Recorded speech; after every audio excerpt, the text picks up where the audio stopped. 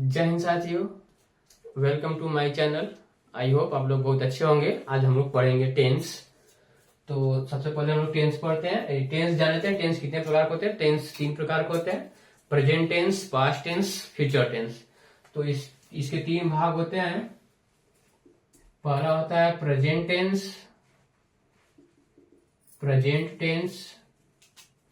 दूसरा होता है पास्ट टेंस और तीसरा होता है फ्यूचर टेंस।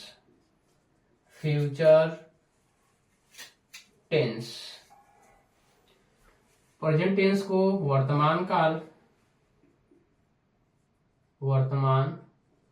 काल, पास्ट टेंस को भूतकाल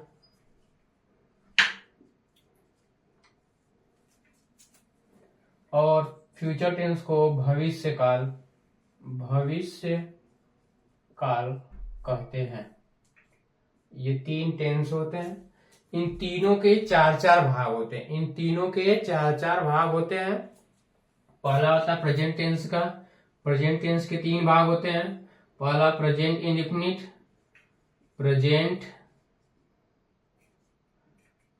इंडेफिनिट या सिंपल प्रेजेंट इंडेफिनिट टेंस। दूसरा आता है प्रेजेंट कंटीन्यूअस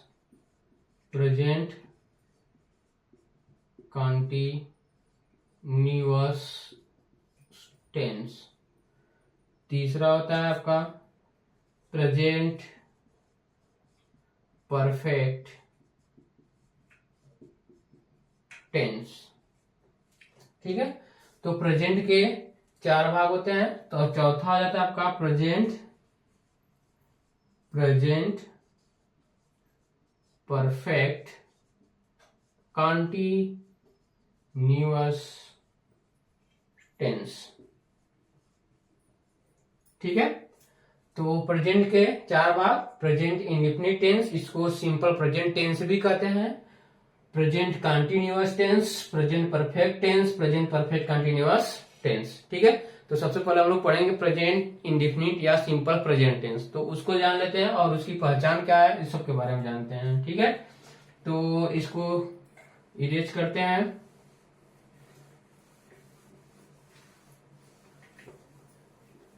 चलिए, अब सिंपल प्रेजेंट टेंस या प्रेजेंट इंडेफिनिट टेंस के बारे में हम लोग जानेंगे।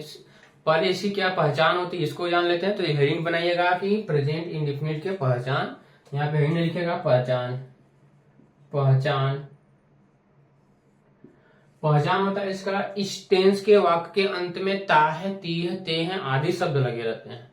इस टेंस के वाक्य के अंत में ता है, ती है, ते हैं आदि शब्द लगे रहते हैं। तो इसको लिखेंगे हम लोग कि इस टेंस के अंत में ता है, ती है, ते हैं आदि शब्द लगे रहते हैं। आदि शब्द लगे रहते हैं। ठीक है। इसकी पहचान है, इस टेंस के अंत में ता है, ती है, ते हैं आदि शब्द लगे रहते हैं। जैसे में राम किताब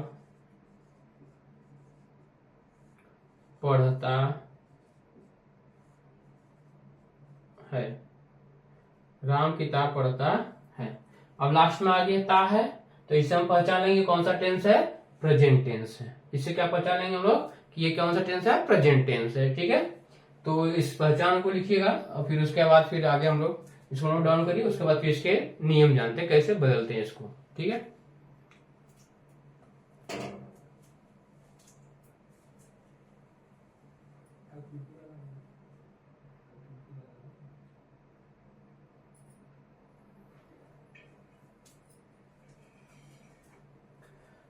ठीक है साथियों, अब इसको मिटाते हैं। आगे देखिएगा इसका नियम क्या होता है।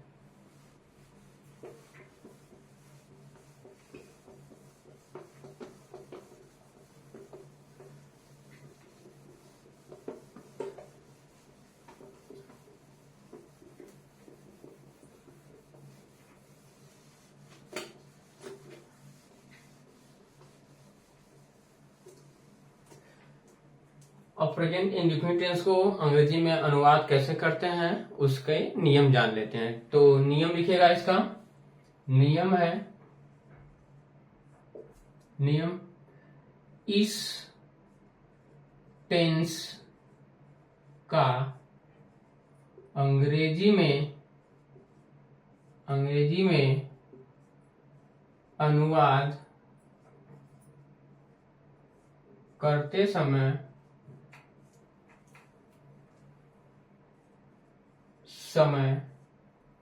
इस टेंस का अंग्रेजी में अनुवाद करते समय जब इस टेंस का अंग्रेजी में अनुवाद करते समय एक वचन कर्ता के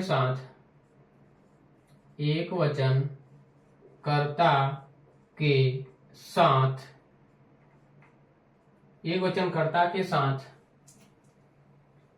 मुख्य क्रिया के अंत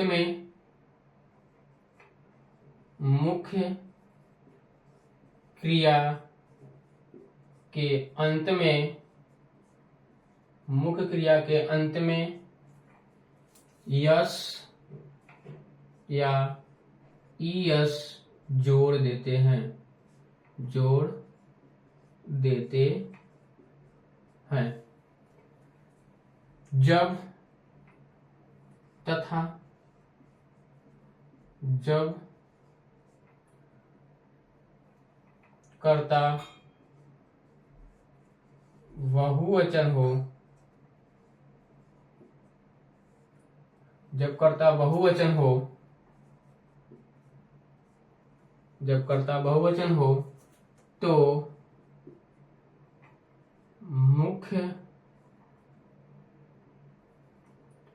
जब कर्ता बहुवचन हो, तो मुख्य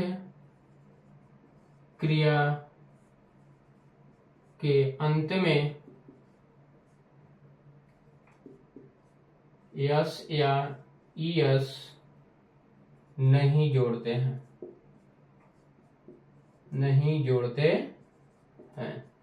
और मुख्य क्रिया का फर्स्ट फॉर्म लिखते हैं। और मुख्य क्रिया का फर्स्ट फॉर्म लिखते हैं। ठीक है, इसका नियम होता है इस टेंस का अंग्रेजी में अनुवाद करते समय एक वचन कर्ता के साथ मुख्य क्रिया के अंत में यस या ईएस जोड़ देते हैं, तथा कर्ता बहुवचन हो तो मुख्य क्रिया के अंत में यस या ईएस नहीं जोड़ते हैं। और इस मुख्य क्रिया का इसमें क्या होता है, फर्स्ट फॉर्म होता है, इसमें सहायक क्रिया कुछ नहीं लगता है। ठीक है, जैसे राम किताब पढ़ता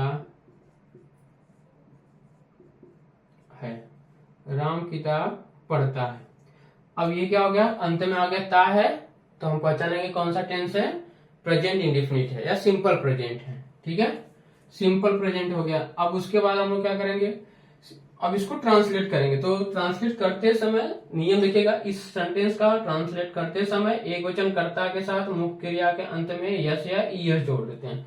तो मेरा कर्ता क्या, ये क्या होता है, इसको कर्ता बोलते हैं। तो ये क्या हो जाएगा, राम। अब पढ़ना क्या होता है, मुख्य क्रिया क्या है इसमें, पढ़ना है, तो प्ले क्या, सॉरी, पढ़ना है, पढ़ना किसके मीन्स होता है, रीड। क्या होता है, रीड मीन्स पढ़ना, तो राम रीड्स। अब ये कर्ता क्या है, एक वचन है, जब कर्ता एक वचन है तो मुख्य क्रिया के अंत में यस या ईएस जोड़ देते हैं, तब इसमें यस जोड़ देंगे, राम रीड्स बुक। क्या पढ़ रहा है, किताब पढ़ रहा है, तो यहाँ पे हम लास्ट में फुल स्टॉप कर देंगे। ठीक है, तो राम किताब पढ़ता है, राम रीड्स बुक, एक वचन करता है तो मुख्य क्रिया के अंत में यस या ईएस जोड़ देंगे, उसके बाद ऑब्जेक्ट हो जाएगा। ठीक है, इसको नोट डाउन करिए, इसके बाद इसका स्ट्रक्चर बना देते हैं कैसे इसको लिखना है। ठीक है,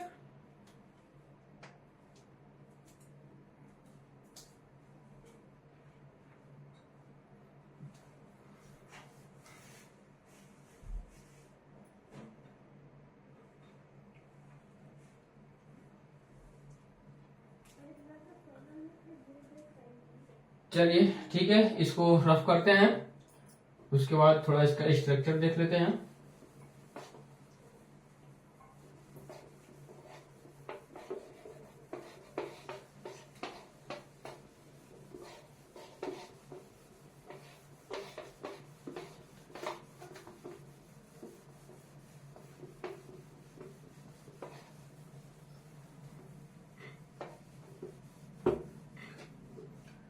चलिए, इसका स्ट्रक्चर होता है, इसमें सबसे पहले क्या लिखते हैं, कर्ता। सबसे पहले क्या होता है, इसमें कर्ता होता है। उसके बाद क्या होता है आपका, इसका स्ट्रक्चर बनाना है हमको, सबसे पहले लिखना है कर्ता, सब्जेक्ट, हिंदी इंग्लिश में लिखते हैं सब्जेक्ट। उसके बाद फिर लिखेंगे क्या, मुख्य क्रिया, मेन वर्ब। मेन वर्ब का फर्स्ट फॉर्म,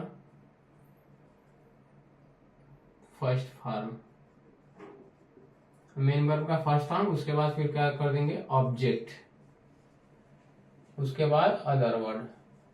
इसी को हिंदी में लिख देते हैं। सबसे पहले क्या लिखेंगे, कर्ता लिखेंगे। उसके बाद मुख्य क्रिया लिखेंगे, मुख्य क्रिया। उसके बाद कर्म, उसके बाद क्या लिख देंगे, कर्म लिख देंगे। उसके बाद जो भी आता है अन्य शब्द लिख देते हैं, अन्य शब्द। ठीक है, ये इसका स्ट्रक्चर होता है, इसी पे ये चेंज होता है। ठीक है, तो सबसे पहले क्या लिखा मैंने, सब्जेक्ट, मेन वर्ब का फर्स्ट फॉर्म, ऑब्जेक्ट और अदर वर्ड।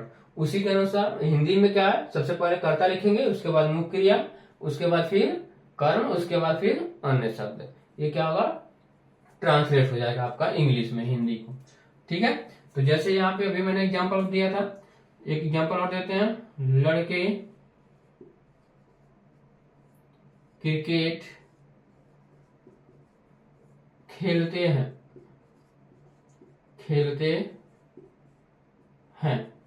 अब इसको ट्रांसलेट करना है इंग्लिश में, तो रूल्स मैंने बताया और स्ट्रक्चर आपके सामने है। इसको कैसे करना है, कहाँ पे करना है, तो स्ट्रक्चर में सबसे पहले सब्जेक्ट। सब्जेक्ट क्या है, कर्ता। कर्ता कौन सा है मेरा, ये लड़के कार्य कर रहे हैं, तो सब्जेक्ट सबसे पहले क्या लिखेंगे, द